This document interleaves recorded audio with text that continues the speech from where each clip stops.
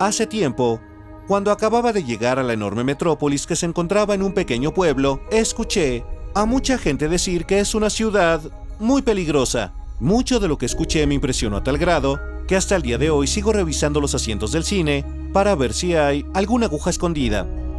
Sí, estoy hablando de la transmisión del VIH en los teatros, en los cines, areneros y en las asas del metro.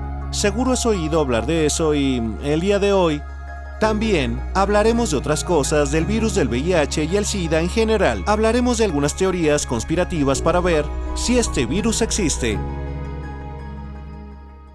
Muchos están intentando convencernos de que el virus del VIH existe, aunque nadie lo haya visto. Hay gente que puede vivir con este virus toda su vida y este virus no se manifestará de ninguna forma. Algunos se enferman y otros no. Tomó un medicamento que realmente lo mató. ¿Cuál es la diferencia entre el VIH y el SIDA? ¿Hay acaso alguna diferencia entre ellos? La chica sufría de SIDA, pero sus padrastros se estaban negando a tratarla. Su padre estaba convencido de que el SIDA no existe. El padre era sacerdote. Por 4 razones la gente se contagia de SIDA. Es el estrés, la depresión. Creo que este es un tema muy importante, por eso para este video, con el apoyo de los científicos, quise arrojar más luz sobre el tema. Ojalá ayuden difundiendo este video al mayor número de personas posibles. De inicio me gustaría explicar qué es realmente y dónde empezó todo.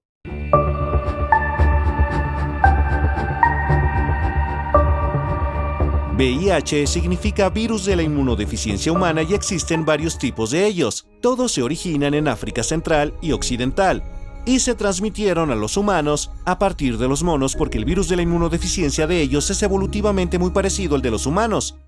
Sí, sé lo que estás pensando en este momento. ¿Cómo? Si no puede transmitirse de monos a humanos. Sí, yo también. Lo oí cuando era estudiante. Pero puede ser que no haya sido necesariamente así. Se han registrado casos en los que cazadores de monos y carniceros se contagiaron del virus porque estuvieron en contacto directo con la sangre infectada. A lo mejor sepas que el VIH se contagia a través de la sangre, ¿verdad? Con las agujas y cualquier tipo de sexo sin protección.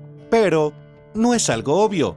Que no se contagia a través de la saliva o nadar en piscinas. No es un virus que se transmite por el aire y no se contagia a través de las picaduras de los mosquitos o insectos. Sí, no es algo obvio, porque muchas enfermedades se propagan a través de los insectos. Este descubrimiento permitió a los famosos demostrar este hecho públicamente y que no les pasara nada tras el contacto con personas que son seropositivas. Así desaparecieron los estúpidos mitos, que eran bastantes en los años 80 y 90, y algunos existen hasta ahora. Por ejemplo, en esta foto la princesa Diana está en contacto con personas infectadas por el VIH, pero no todas las personas ven estas fotos. Evitan a propósito leer sobre el tema porque piensan que no tiene nada que ver con ellos. Y esa es una razón por lo que es tan difícil confesar que se tiene el VIH. Serán evitados por sus colegas y será difícil empezar una relación. Todo por la ignorancia de la gente que piensa que pueden contagiarse del virus solo por hablar con los infectados. Aunque llegara a rozarse con esa persona no pasará nada. Es interesante cómo gente que evita a las personas infectadas por VIH fácilmente pasa tiempo con el actor Charlie Sheen.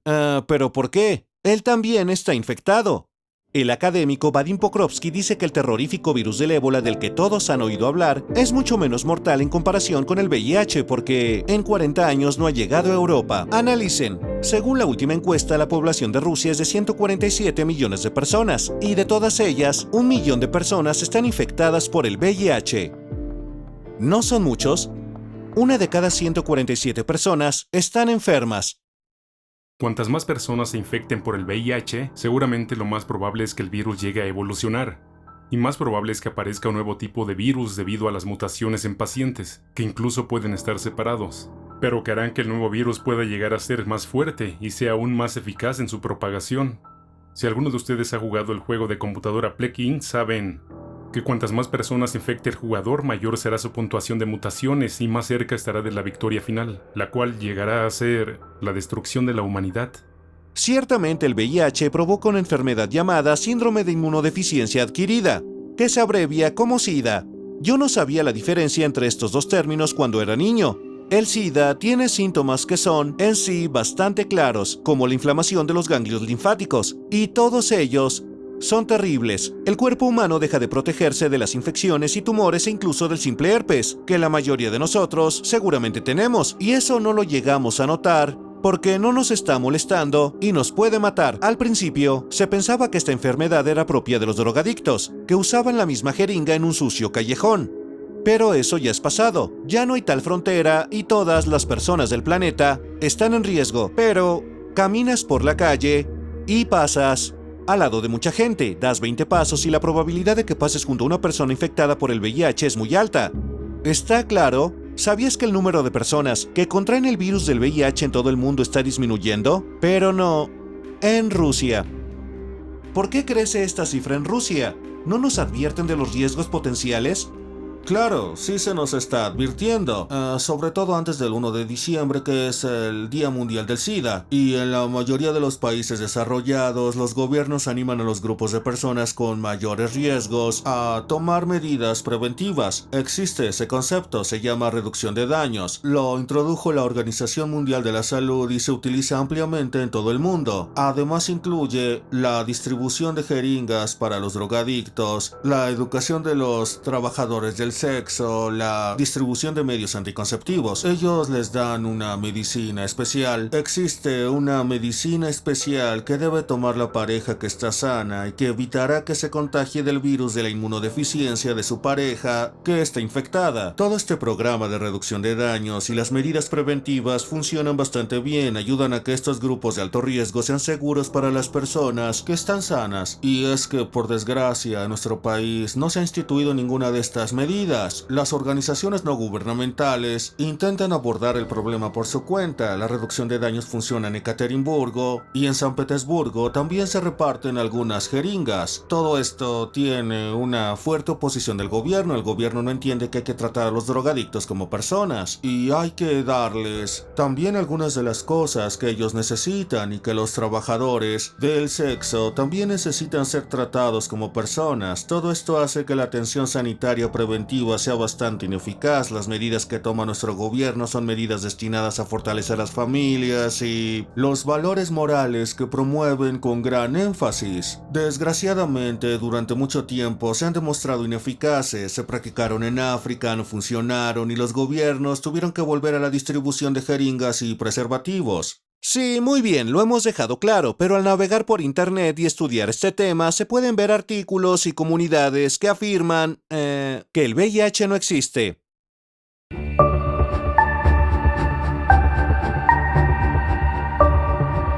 Aquí hay un dato interesante. Primero los científicos descubrieron la enfermedad y más tarde descubrieron el virus que la causa. En 1981, personas que se suponía que no debían tener síntomas de esta enfermedad, porque en ese momento era muy inusual y se producían solo en contadas ocasiones, los tenían realmente. En 1982 se sugirió el término el síndrome de inmunodeficiencia adquirida. Solo en 1983 la revista Science publicó una investigación que contenía información sobre el aislamiento de un retrovirus, que tiempo después se denominó virus de la inmunodeficiencia humana. Así es como se ve bajo un microscopio electrónico. Pero no nos dan mucha información, ya que no podemos verlo, lo que puede significar que no existe y solo las empresas estudian el virus al microscopio. Eso tiene sentido. Entonces, ¿qué hay que hacer?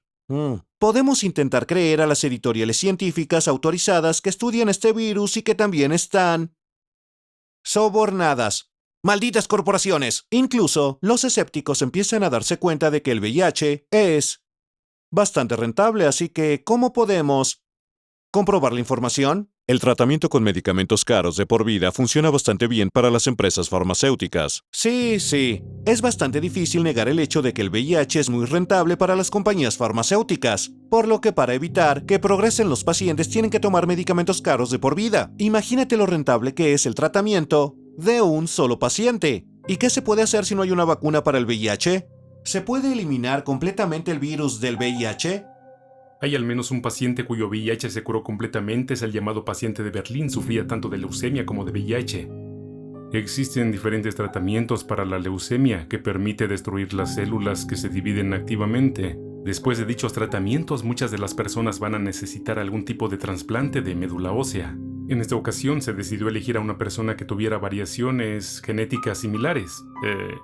y que tuviera de alguna forma ciertas mutaciones genéticas que hicieran a esa persona inmune al VIH, en lugar de seleccionar a alguna persona que fuera al azar. Así que el paciente le trasladaron la médula de ese donante y él se curó de su cáncer y el VIH. Hasta el día de hoy ya no tiene VIH en su sangre. Entonces, ¿las personas con ciertas características genéticas no pueden contraer el virus?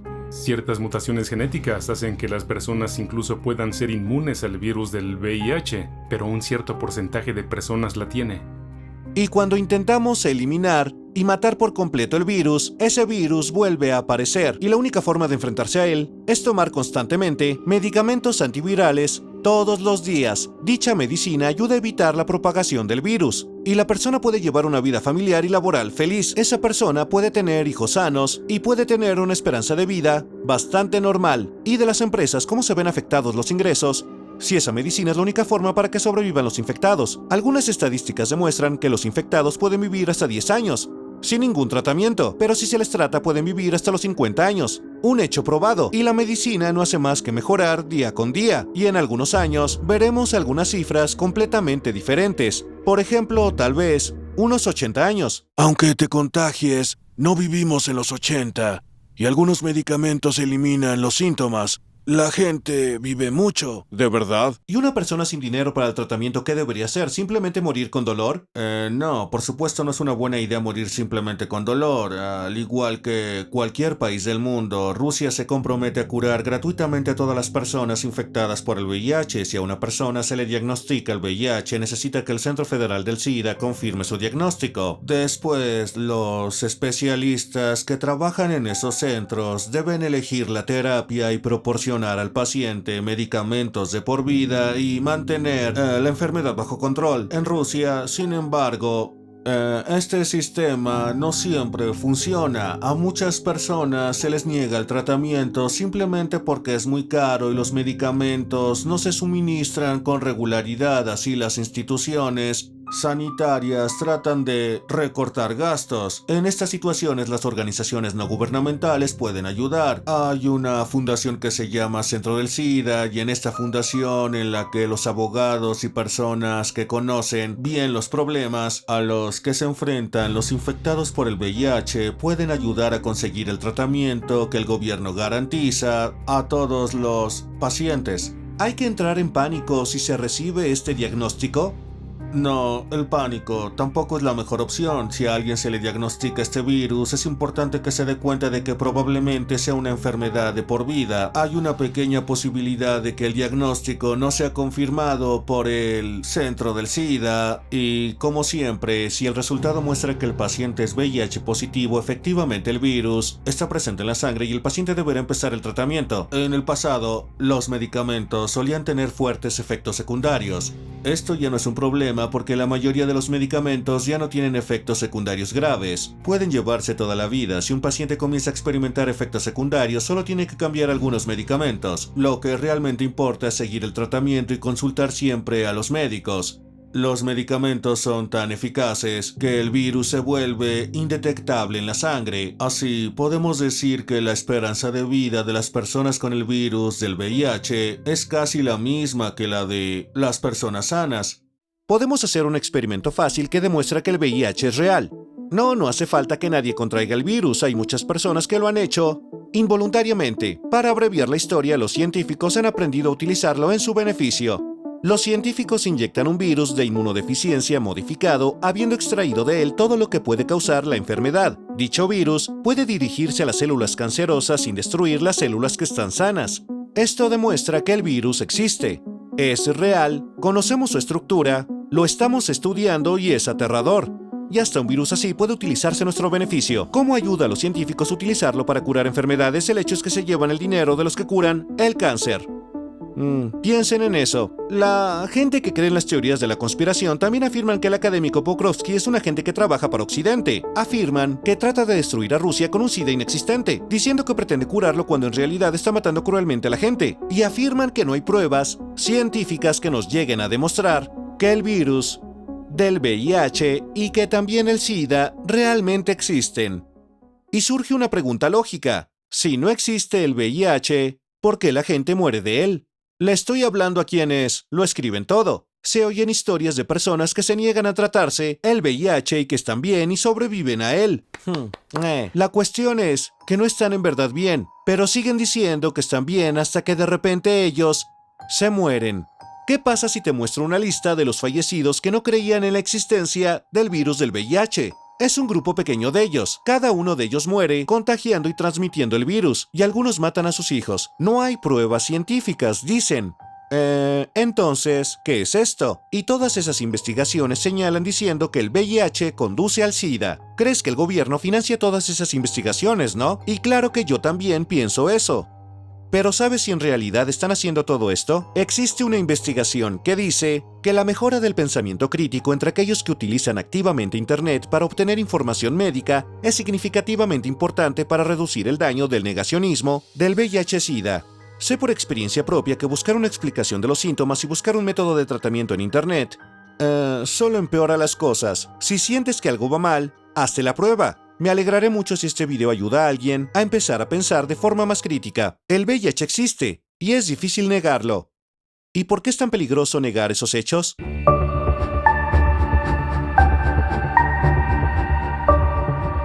En B-Contacte hay un grupo llamado Disidentes del VIH-Sida y sus hijos. Ellos monitorean y cuentan todas las muertes que deja esta terrible enfermedad. Cuentan no cualquier muerte por VIH, sino muertes de personas que negaron la existencia del VIH y no aceptaron ningún tipo de tratamiento. Se les llama disidentes del VIH. Siguen muriendo. ¿Qué más les queda por hacer? Cualquier gripe u hongo los destruye desde dentro, y el organismo de ninguna manera puede hacer frente a esa situación. Normalmente, esas personas son bastante agresivas con aquellos que les aconsejan que acepten el tratamiento y no entienden por qué alguien pondría en peligro su vida. ¿Y qué respuesta reciben? Es una conspiración, y mucho antes que yo, tú te vas a morir, y sobre tu tumba voy a bailar, y sé que el gobierno te está financiando. Y en un poco tiempo, esas predicciones se demuestran inexactas porque se mueren. Irónico, ¿verdad? Es una mera falta de pensamiento crítico y una negación extrema de todo el problema. Y dañar su propia salud no es lo único que hacen. Todavía hay más. Recordemos a Sofía, de 36 años, que tristemente murió de una doble neumonía provocada por el virus del VIH.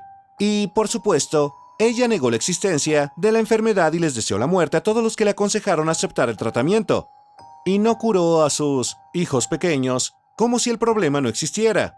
Sus hijos murieron, les transmitió la enfermedad, y este problema es real, y es algo bastante ridículo negarlo. Ellos podrían haber vivido, y si la mujer tomara medicinas especialmente diseñadas, los niños probablemente habrían nacido muy sanos. Lamentablemente hay un montón de historias de este tipo. Las madres que leen artículos falsos cosechan resultados tristes, perdiendo a sus hijos, y sí es así de extremo como parece. Y es que los niños no tienen la culpa de haber tenido esas madres. Y hay que acabar con esto. Por supuesto, surgieron teorías conspirativas, porque un gran número de gente afirma que el VIH fue creado por personas para controlar la tasa de mortalidad en todo el mundo y, por supuesto, para ganar dinero con la venta de medicamentos para el VIH, de los tontos que creen que esta enfermedad es real. ¿Y quién está difundiendo toda esta información? ¿Lo quieren saber?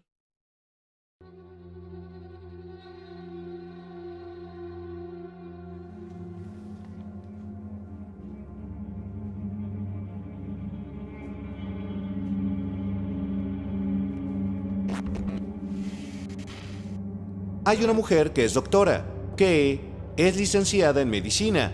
Olga Kovac da consejos médicos a las personas infectadas por el VIH. Es doctora, cura a la gente. No hay razones para no creer en ella. Esas son las cosas que dicen las personas que tristemente confían en ella antes de morir. En internet, Olga Kovac es conocida como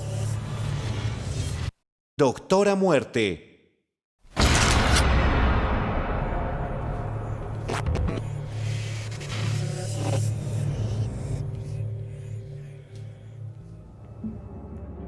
Afirma que quienes creen que el VIH es real son sectarios y que es una guerra biológica instigada por Washington para controlar las tasas de mortalidad. Parece un eslogan estúpido de una película de acción, pero estoy muy seguro de que es lo que piensa. También cree que el microondas puede debilitar de alguna forma el sistema inmunológico y que el jugo comprado puede fortalecerlo, incluso en caso de inmunodeficiencia. Aconseja a las mujeres embarazadas con VIH que no acepten el tratamiento ni la vacunación. Y también aconseja otras locuras. Puedes ver su cita siguiendo el enlace de la descripción. Eso sí, trata de no pegarte al poner tu mano en la cara. Hay también información sobre cuántas personas, incluyendo niños, murieron por creer, sus consejos médicos. Lo que afirma, científicamente se puede demostrar como falso, pero a la gente que cree en ella no le importa. No hace mucho tiempo fue despedida por sus cuestionables consejos médicos. Ella justificó sus acciones, diciendo que conoce la verdad. Hay otra idea que hay que mencionar, es la hipótesis de Duesberg. Según ella, el VIH es solo un virus seguro, que en general está viviendo en el organismo, y el SIDA se contrae de otra forma, y no se encontró en África. Lo estoy diciendo por Peter Duesberg, que es profesor de Biología Molecular y Celular de la Universidad de California en Berkeley. No está mal, ¿verdad? Escribieron libros y compartieron todos sus conocimientos. Hasta el propio Thabo Mbeki, presidente de la República de Sudáfrica, estaba de acuerdo con esta idea. Se opuso a los científicos y obstaculizó la difusión de los medicamentos para curar el VIH. Señor presidente, investigaron que del año 2000 al 2005 365.000 personas, incluyendo 35.000 niños, murieron a causa de esta teoría de la conspiración en Sudáfrica. Es un alto precio a pagar por un error, ¿no es así? Todo esto podría haberse evitado. En el año 2000, este reclamo de presidentes y científicos hizo que crearan un documento llamado la Declaración de Durban. 5.000 científicos lo firmaron y cada uno de ellos tenía un doctorado y no trabajaba para empresas comerciales. Esto se hizo así para evitar que la gente desarrollara conspiraciones. Y ese documento explica claramente que hay pruebas inequívocas que demuestran que el VIH causa el SIDA, que mata a la gente. Todo esto fue publicado en la revista científica Nature, presentado en una conferencia para el SIDA. Estos movimientos se ignoraron y la gente siguió muriendo. ¿Quién se lo va a creer? Parece que aquí se produce un efecto muy interesante, se llama el efecto Dr. Fox. La gente cree lo que dice una persona que usa una bonita bata blanca y que utiliza algunas palabras rebuscadas. Tienen la impresión que dice la verdad. Es un científico, después de todo, pero aunque diga tonterías, por su carisma se le sigue creyendo.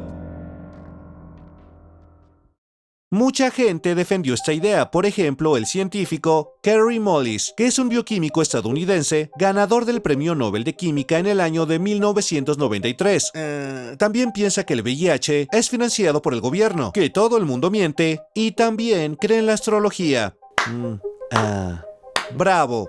Si todo el mundo alrededor trabaja para el gobierno, y el gobierno es tan influyente y puede hacer que todas las empresas farmacéuticas trabajen para ellos, entonces, ¿por qué siguen ustedes vivos? Hablas frente a grandes audiencias revelando la impactante verdad mientras el gobierno no hace nada por esta situación. Por eso puedes encontrar un montón de libros en internet que presentan la información de forma aparentemente organizada con un montón de términos específicos. De verdad que sería una buena idea prohibir esos libros por el bien de toda la seguridad del país, pero nadie hace nada al respecto.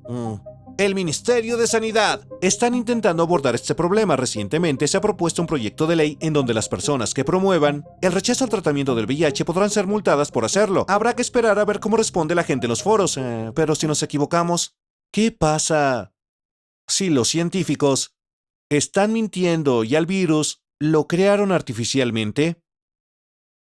¿Es posible crear un virus de inmunodeficiencia artificial? Esta pregunta puede dividirse en dos. Creen que podría haberse fabricado un virus similar en 1920. Supuestamente fue cuando el VIH se transmitió por primera vez a un humano, según lo que dice la investigación de la teoría elaborada. Y pueden los humanos crear un virus similar utilizando todas las tecnologías modernas. Y ya que hablamos de esa época, tenemos que recordar que entonces la gente ni siquiera sabía que el ADN era el responsable de transmitir la información genética, por no hablar del hecho de que no había métodos nuevos de ingeniería genética, así que no hay pruebas que digan que llegaron a fabricar un virus creado artificialmente. Hablando de presente, sin embargo, el genoma del VIH ha sido descifrado, por lo que si alguien quisiera crear un virus similar, podría aprender fácilmente la secuencia del genoma del VIH.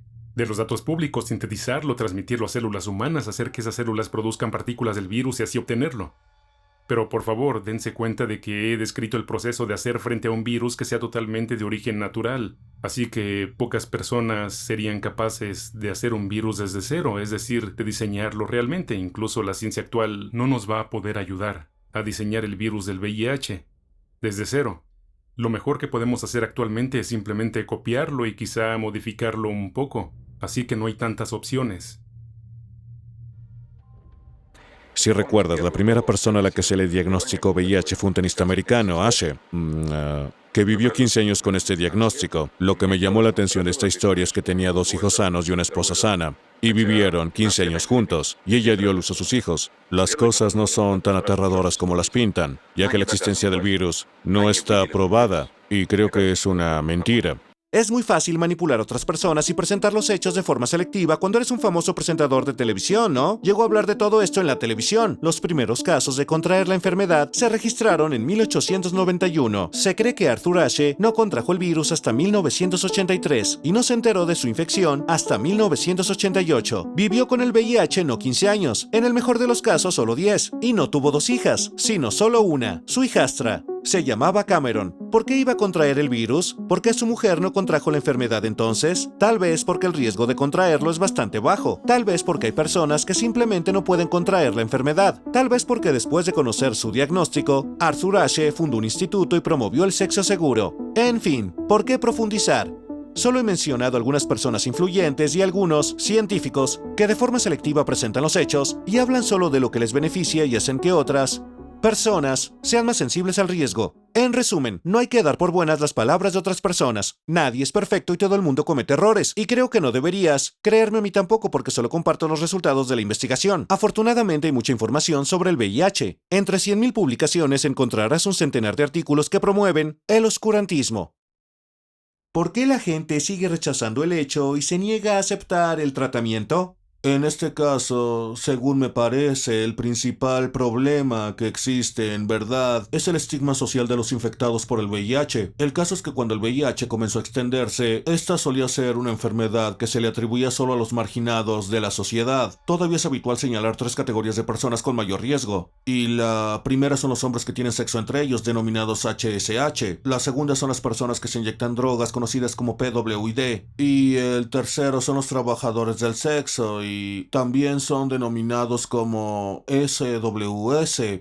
La gente solía pensar que solo estas 3 categorías de personas que pertenecen a este grupo podrían contraer la enfermedad, así que si a alguien se le diagnosticaba el VIH se pensaba que pertenecía a una de estas 3 categorías, y así la gente pensaba que se había inyectado drogas o tenido sexo con un trabajador sexual. Sigue siendo una creencia muy arraigada sobre el VIH entre la gente. Por cierto, los medios mencionados para contraer el virus no son imperantes en todo el mundo. La principal forma de transmisión del virus del VIH es el contacto sexual heterosexual, ya sea de un hombre a una mujer o también sea de una mujer a un hombre. Hoy en día, si a una persona se le diagnostica el VIH, lo primero que hará es reflexionar sobre cómo lo ha contraído. Es posible que no se inyecte drogas, que tenga relaciones sexuales con prostitutas y cosas así. Por otro lado, la gente está convencida de que es un marginado social, creen que su comportamiento es necesariamente antisocial. Y esta gente se enfrenta a problemas en el trabajo. Por si fuera poco, las personas los consideran que son contagiosos. Tales personas se enfrentan a problemas familiares, sus esposas y maridos los abandonan, pierden el contacto con sus hijos, etc. Los que los rodean empiezan a evitarlos. Es comprensible que cuando a una persona se le diagnostica el VIH se agarre a un clavo ardiendo y se niegue a aceptar el diagnóstico y se convierta en un paria o un parásito social. Estas reacciones dan lugar al negacionismo del VIH-Sida y la gente intenta convencerse de que no hay VIH, haciendo todo lo posible para no aceptar la realidad. Una de las principales iniciativas de la Organización Mundial de la Salud es asegurarse de que todas las personas reciban tratamiento sin importar su condición social o ciudadanía. Si un inmigrante infectado por el VIH llega a nuestro país, tiene que ser tratado de inmediato en lugar de hacerle resolver papeleos. Ahora voy a contarles brevemente todo lo que necesitan saber sobre los disidentes del VIH. En 1988, unos padres que eran seropositivos defendieron legalmente su derecho a curar a su hijo y el niño murió hace 8 años. Los padres se negaron a comentar la situación. Christine Mayore era una activista seropositiva. Perdió a su hija recién nacida porque le transmitió el virus. Estaba convencida de que esto ocurrió por los medicamentos que tomaba, así que escribió un libro que ella misma publicó y fundó una organización que promovía la idea de que el SIDA no existe. El bajista de la banda, Foo Fighters, que me gusta mucho, se encontró con con este libro y se lo contó a toda la banda. Todos creyeron en la importancia de este tema y empezaron a apoyar a esta organización que promovía el negacionismo del VIH-Sida, dando conciertos benéficos. Christine Mayore murió por las complicaciones causadas por el VIH en el año 2008. Ahora el sitio de Foo Fighters ya no dice por ningún lado que apoyan a esta organización. Parece que han cambiado de opinión. Aprendieron a no hacerlo más. Sí, señor. Si supiera lo que ha hecho. Ahora que hemos establecido que el VIH existe, que sí puede matar y que no fue creado artificialmente, ¿qué les parece si hablamos de los riesgos de contraerlo? Te puedo asegurar que esta parte del video te dejará con la boca abierta. Ponte a pensar, ¿vas a contraer el VIH si aceptas una transfusión de sangre contaminada en el hospital? Sí, lo harás. Es lógico, el riesgo de transmisión es del 90%. ¿Y qué piensas de la probabilidad de contraer el VIH a través de una relación sexual con una pareja infectada? Es altamente probable porque así es como se transmite el virus. 1.5%. Es una tontería, tenemos que volver a comprobarlo, es bastante necesario. Pero este hecho se ha demostrado muchas veces, esto es cierto para un acto sexual. Y la gente que contrae el virus es porque más relaciones sexuales significan un mayor riesgo, y la probabilidad de contraerlo solo aumenta. Estadísticamente hablando, el riesgo de contraer el virus durante las relaciones heterosexuales es extremadamente bajo. ¿Y las inyecciones de drogas? ¿Qué pasa si alguien deja una jeringa con sangre en el cine y te sientas accidentalmente sobre ella? El VIH no vive mucho tiempo fuera del cuerpo y lo más probable es que haya muerto en el momento en que te sentaras encima.